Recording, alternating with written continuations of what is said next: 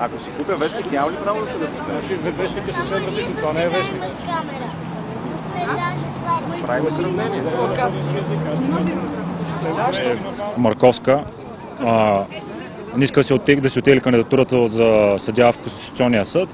За мен това е недопустимо, това, което се случва. Първо, начина, по който и тази нечиста коалиция, с която беше подкрепена. Второ, факта, че за нея има толкова много изнесени съмнителни факти, които за мен означава, че нейната кандидатура е компрометирана на първо място.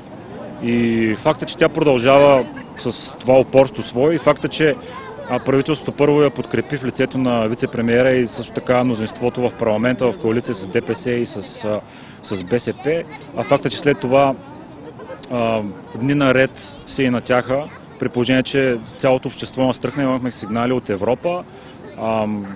За мен това е недопустимо. При положение, че има предупреждения от Европейска комисия, при положение, че как да ви кажа, че ние сме на прицел, че за нас се правят доклади, мониторингови и така нататък, една разпасала се власт си прави каквото иска. А когато една власт действа по този начин, думата е мафия. Когато се опитва някой да овладее абсолютно всички ключови позиции в страната, независимо от това кого слага, освен да му е верен, персонално при това, нещата стават много страшни. Смятам, че конституционен съдия трябва да бъде човек с безупречна репутация. Госпожата, която е кандидат за конституционен съдия и която утре вероятно ще се закълне, твърде много се забърка в обяснения на въпросите, които и бяха зададени. Те бяха неубедителни обяснения, тя си противоречеше. Значи, считам, че това не е, как да кажа, не е твърде добър пример за обществото и в никакъв случай не е доказателство, че госпожата е пример за висока нравственост, за етичност.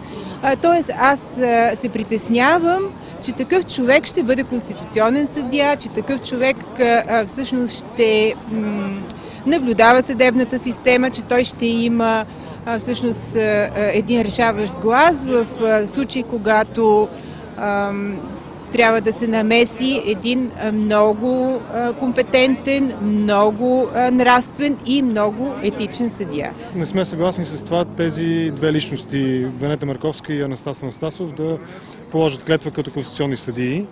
И двамата не доказаха своите високи нравствени и професионални качества, за да могат да вземат толкова висока позиция в държавата, Конституционния съд. На практика от безпристрастните решения на Конституционния съд зависи много неща в държавата зависят. Законодателната власт е зависима от това. Могат да бъдат отменени решения на Народното събрание. Изпълнителната власт може да се повлияе от това. Също така може това да повлияе и върху съдебната система, отмяна на закони и така нататък. В този смисъл независимостта и почтеността, високата нравственост на членовете на Конституционния съд, да не говорим, че и професионализма са изключително важни условия за това хората да станат, дадени кандидати да станат членове на Конституционния съд или не. Ние не сме съгласни с това, че те отговарят на тези критерии и искаме тяхното оттегляне.